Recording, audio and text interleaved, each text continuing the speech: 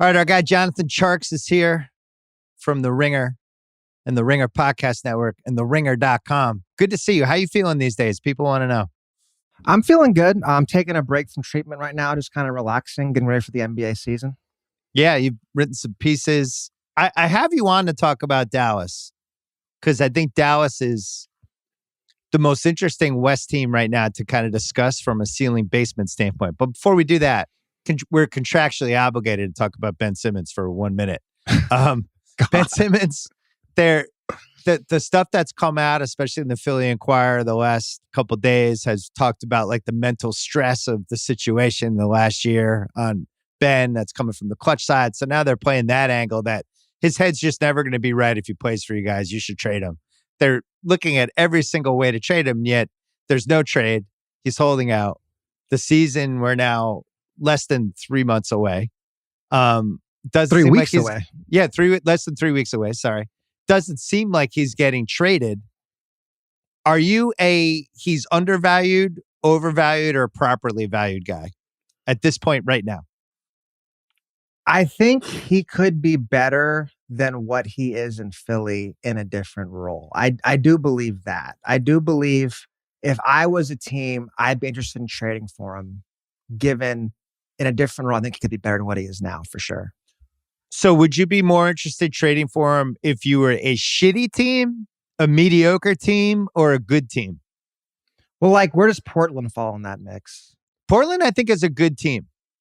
Okay, I would trade for him if I was Portland. I would trade CJ and whatever they wanted, if that was even doable. Something like that, I'd do it in a second. Yeah, it was because we're going to do the big, me, House, and Marcilla are doing the big over-under podcast next week. Very excited about it, but doing a lot of homework. And the Portland over-under was 44.5. They were 30-1 to win the conference and 80-1 to win the title. And I was looking at their team, and when you add Larry Nance to it, and you think like, all right, at crunch time, I could kind of see this team, right? I could see Covington.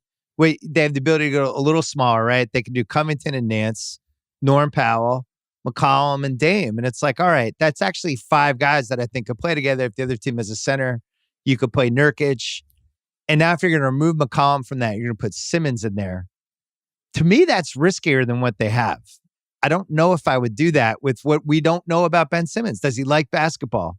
What happened to him last year? Was it just because of the trade? Is there more to it? Why hasn't he gotten better in 4 years? I'm not positive I would want to mess it up if I was Portland, but it seems like you would. I guess so. I just don't believe in Dame and CJ. And then you're adding Norm Powell. So now you're going 6'2", 6'2", 6'4". I'm a big believer in perimeter length, perimeter size. I think those guys are just too small to really go on a run in the West.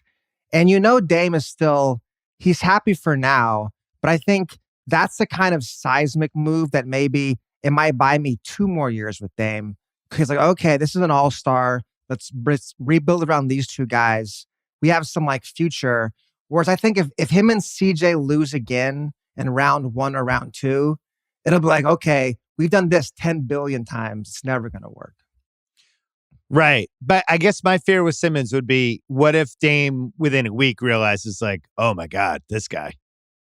And now you have to move on Dame almost immediately after, It's like, if Dame's out on that move, there might be a grace period of, I don't know how many months, but you're right. Like, look, on paper, if you had Simmons, Covington, and Larry Nance all out there together with Dame and another shooter, whether it's Powell or whoever else, defensively, they'd be pretty interesting. I think Simmons is one of the 2 or 3 best defensive players in the league. Now that Kawhi's out, he might be 2 behind Giannis if he's trying. And I don't know. That's something, I guess. But I just think the baggage that he brings in and that fan base too, that's like this hyper fan base of they only have the one team there. If he thinks Philly's tough, wait till he gets to Portland. Portland is the all-time sink or swim city. If I'm Neil Olshey, like I read these articles, he's probably thinking I'm going to get fired at the end of the season. Like maybe it's time for me to. When's he made an aggressive move? He's always played it very conservatively. Like we'll build through the draft. He's always been a big build through the draft guy. Doom, doom, doom. We'll add one free agent. Like when was their big splash? It was trading for Norman Powell. It's not really a big splash. Like if I'm Olshey, it's time to make a move, I think. Yeah, he's done the medium-sized splash. And you're right. the one big move GM is always the biggest threat to a franchise other than relocation. It's true. Because if you're the fan base, all right, does the move, he gets fired, he just goes to his next job. But the fan base is still stuck with the wreckage of the move. And they're like, well, wait a second. So he's gone, but we're still stuck with that terrible trade he made? I can't wait to see how it plays out. Well, with the Simmons thing, I personally think the best thing for him would be a shitty team. Like if he went to, I don't think it's even possible with the salary cap, but like Houston, if he went there and he just had all these young toys around him and he was the man and just could be the kind of facilitator guy with the ball in his hands all the time. But also the team wasn't winning that much. There wasn't the pressure of, hey, look at our record. Oh, we're 35-47. It's like, yeah, but we have a young team and Ben's getting these reps. That's like the best no pressure thing for him. The worst pressure thing would be if he went to like Golden State. And yeah, which I'm not convinced that they would go near unless, ironically, unless Draymond was in the deal somehow in a three-way. I just don't think you can play Simmons and Draymond together. All right, enough foreplay. Let's get to the Mavs. Couple things with the Mavs. Luka easily on FanDuel has the best MVP odds. That's been the case the whole year, right? The whole offseason. Their over-under is 48.5. It's pretty high. Vegas is saying 49-33 will be a half win over. 49-33 in the West isn't nothing. For the title, they're only 30-1. So again, I mentioned Portland was 80-1. For the conference, they're 60-1. And they're in a crap division. Right now, they're minus 210 to win that division. But the teams in that division, they have Memphis, who I think would be their biggest threat. New Orleans, who's a mess. Talk about GMs who are on the hot seat. San Antonio, don't know what to make of them. And then Houston. So we know that unless Luka gets hurt, Dallas is winning the division. We also know they got better. I think Bullock is just an improvement over Jason Richardson. The one thing he can do is the thing they really need from that spot, which is somebody who can hit an open shot. And they have the healthy Dwight Powell, who they didn't have last year for most of the year. And then they have Porzingis, who, look, it's preseason. We're used to reading these stories. Everybody looks great. Everybody's never been in better shape. Everybody's never been happier. I get it. But it didn't look like he was right last year. And every story I'm reading is this guy is actually physically right this year. He's way better. And they have the Kid Carlisle thing. I'm optimistic on the 48.5. I think I'm next week I'm probably going to go over. And I think they're kind of stealth because Luka have to be at least not in the conversation, but at least adjacent to the conversation of what might happen with the title if something weird happens with the Lakers. There's this next group of teams, and it's like, all right, well, if Luka's the best player in the league next year, they have to at least be mentioned in a title conversation. Is it crazy to think that if something crazy happens with the Lakers, that there's a path for them if a weird Phoenix 2020 type situation happens, that there's a path for this Dallas team? I don't think so. I think you're right. Bringing in Reggie Bullock and to a lesser degree, Sterling Brown. I mean, last year, Richardson really, really hurt the team. That was like they traded for him and then he just couldn't shoot. By the end of the playoffs, he wasn't even in the rotation. So he went from like, this guy's going to be our starting two guard playing 30 minutes a night to we just can't even play you at all. So I think that's a massive upgrade just because the Mavs have never had a ton of 3-and-D guys. They either have guys like Tim Hardaway, who are good shooters and can't defend, or Richardson, who could defend but couldn't shoot. So now you have, especially in the backcourt, you have Bullock and Brown. And I think what gets forgotten is just how great Kawhi was in that first round last year. Like Kawhi in Game 6, I was at the game and it was incredible. He had 45 points and he guarded Luka for most of the game. He had to dig all the way in the bottom of his bag to give you an all-time great performance for Luka to beat Luka pretty much while Luka had nothing around him. And it's like, I look at the West, I don't see really many Kawhi Leonards out there. That's the one guy you're scared of in a playoff series. I think Kawhi Leonard, Anthony Davis, everybody else is beatable in my mind. Yeah, that was their kryptonite team, and we knew it, and that was why the Clippers wanted to play them, which seemed like the worst idea in the world after 2 games, but then it worked out. And if Kawhi wasn't on him, they could throw Paul George at him too. They could throw Morris at him. Paul George isn't the same defender he was 5 years ago, but he's still above average. Morris is above average, and they could at least make Luka work for his points. And as you said, when there's no shooters that you're really concerned about, and then you have the weird Porzingis piece of it. They've said some weird stuff with Porzingis, like Jason Kidd saying we want to use him as a forward. I don't even know how to interpret that. I tried to put it through my weird basketball, like, all right, take the weirdest things you've heard this week and put it through some translator, try to understand it. Porzingis is a center. He's 7'3". I don't understand the even concept of him being as a forward. What do you think Kidd was even trying to say with that? Well, because they're going to start Dwight Powell as a roll man. So that means KP will have to spot up off Dwight Powell when they're playing together. Because Dwight Powell can only do is catch lobs. I don't think they'll close games like that, but I think for like 10 minutes a game, he'll be spotting up off Dwight Powell. I think that's what that means. But how is that different than what he did last year? Last year, he was just spotting up off everybody. Like when I think of a forward, I think of somebody who, it's like a Jason Tatum. Like you throw him the ball on the right side and it's like ISO time, clear out. Or somebody who can, like, you're running a pick and roll where they're the ones who have the ball. You can't do that with Porzingis. I don't think there's any other way to use him unless I'm missing something. Well, I think what's Kidd's getting at, I think it's like, we're going to give him a few bones just in the low post. You can jack up your 18-foot fadeaway. Because Carlisle was like, that is not efficient. We're not doing it. Get in line in the corner. I think Kidd is going to give him a few shots and say, this will hurt our offensive efficiency. But by giving this man a few shots, maybe he'll try hard run. Maybe he'll try hard run defense. It's the classic big man, right? We're going to throw this big man a few bones. And if it hurts our stats, it hurts our stats. We need his energy on defense. I say this out of love and respect for Kendrick Perkins, 2008 Celtics champion. I enjoy his media work. Don't come at me, Kendrick Perkins. I enjoy you on Twitter. I'm a fan. This was a strategy the Celtics and OKC used to use with Kendrick Perkins in the first 6 to 8 minutes of first quarters, right? They'd run a couple plays for him so that he felt like he was involved in the game. And then what you really wanted was the defense and the rebounding.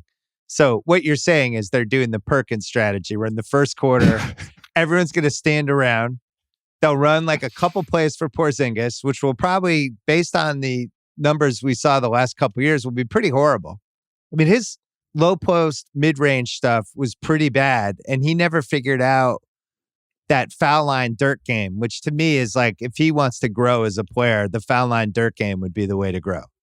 But he seems to think he should be doing drop steps like Embiid. And we've just never seen him do that. Now, he is saying all the right things, and it is clear he wasn't in shape last year, and it is clear he is in shape this year. And the guy was really good on the Knicks, and he's only 25. And I guess the question is, has there been too many injuries? Like what we saw with Blake Griffin, where somebody can just have too many injuries and then they're a different player. He seems too young to just write him off. I'm not writing him off yet. I mean, it's sad it's come to the Perkins. Right. It's sad it's come to that. But I think if you look back, I'm looking back at his stats right now in the Knicks. He wasn't very efficient ever in New York. He just took a lot of shots. Yep. I think in his mind, it's like, well, let me take some shots. And if I'm not efficient, who cares? I want to shoot anyways. And that's just how it's going to have to be, I guess. It's funny. In the early days of the internet with basketball, when nobody knew what they were talking about and nobody barely watched anything, there were these guys who were like good fantasy guys who took a lot of shots, and we didn't understand the concept of volume. We just looked at points, rebounds, and assists. Mm-hmm. So it'd be like, if Antoine Walker was averaging 25 points a game, you'd be like, wow, that guy's really good. And you didn't look at like, he's shooting 40%. He's taking 22 field goal attempts a game. He doesn't get free throws. There was no advanced conversation at all. And you're right, like with the Porzingis thing, yeah, he had a really high usage rate on the Knicks. And as we've discussed in this pod a million times, there's a lot of players who can get to 20 points a game if you give them shots, like we saw with Jeremy Grant last year. I think the difference with Porzingis, right, that year when he got hurt, it really did seem like he was turning into a genuine impact offensive player. Like he was kind of unstoppable. And it was similar to Dirk, where he could face up, or it seemed like he could get points around the basket. The face up stuff we haven't seen with him at least in this iteration with Dallas. It seems like his lower body is too stiff, but maybe that'll change. I guess I don't know where it goes with him, but it can't be worse than what we saw last year. Because Carlisle was out. Carlisle was like, I'm out on this guy. I'm not even going to try to make this work anymore. Yeah, I mean, I think too with the Knicks, there was never any expectations, right? When he was at the Knicks, Melo was getting older. The team didn't win anything. Even when he was like getting his points, it was kind of like, well, KP's going to shoot. We're going to lose 50 games anyways. Now there's actual expectations. And I think he did kind of get trapped with the Clippers series because like he's a kind of an immobile big man. And they made Gobert look pretty bad too. Like they go so small, there isn't much KP can do. And that goes back to him being not as healthy. But it is hard to ever think he'll get back to where he was. But I think in his mind, he's thinking, if I can get my shots, I'll get more in a rhythm. And if I get more in a rhythm, I'll be more comfortable. And it seems like the Mavs are going to indulge him for that for a while. The question is, how long will that continue, right? How long will they let him just give him this rope to do this? Well, we talked about the Clippers, I think, are out this year. I don't think we see Kawhi this year. And if we see him, who knows if he'll be able to play every game in a series or any of that stuff. And that was the team they were the most afraid of. You go through the West or the Western contenders, they're all teams that Porzingis can play against. Let's say they play the Lakers in a series. You can play Porzingis in a Lakers series. They're going to have multiple big guys. They're not going to go small. He's going to have at least a body to stand next to. Phoenix, same thing. They're going to play Ayton. And you go on down the line, it's like the Clippers really were the only team that were kind of a disaster matchup for him. Now, you might be able to argue Portland might not be the greatest with Covington and Nance if they went smaller and just tried to pull them away on pick and rolls and things like that. But I think the league's shifted in his favor a little bit. But I mean, the real reason we're having this conversation is Luka. Because, and I made this point before, but the history of the league says when the guy has that last level breakout, he usually pulls the team with him. You know, and whether he's going to be one of the best offensive players of our lifetime, hard to say. But if you're going to compare him just from what he's accomplished the first few years of his career versus the other guys, he's ahead of them. He's ahead of Jordan at the same age. He's ahead of LeBron at the same age. He's on par with Oscar Robertson at the same age when Oscar Robertson, you know, the stats were totally out of whack in the 60s. All of those guys were able to pull a team up to a finals sooner than we expected or close to the precipice of the finals.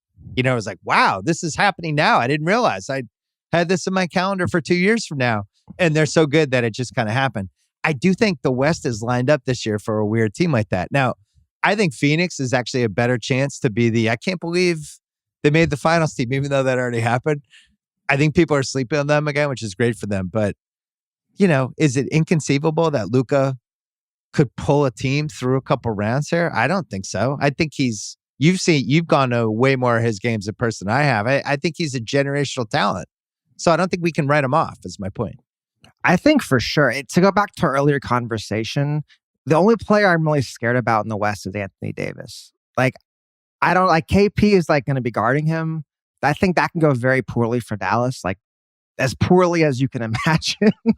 Everyone else, yeah, I'll take my chances with Luka and some defenders around him. Because there's been this whole thing this offseason about, Luka needs a secondary playmaker. Luka needs to give up the ball a little more. I mean, Kidd even said that in his press conference and media day.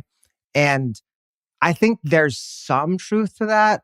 I don't think Luka thinks that really. I don't think Luka's like, oh yeah, I need some help. I think Luka's like, I'm about to score 35 points a game and get triple doubles every single night. And I think he's more than capable of doing that.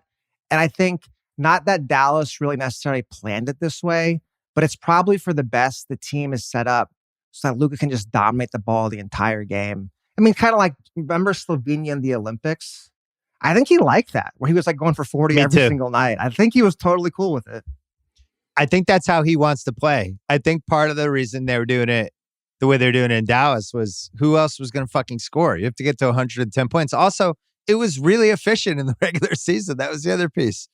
Like, they were kind of, if you just look at the stats, like borderline dominant offensively for some stretches. So it's hard to say they were doing the wrong thing. I also think with Dallas, when you're just thinking about them as a potential contender, there's buyout possibilities with them.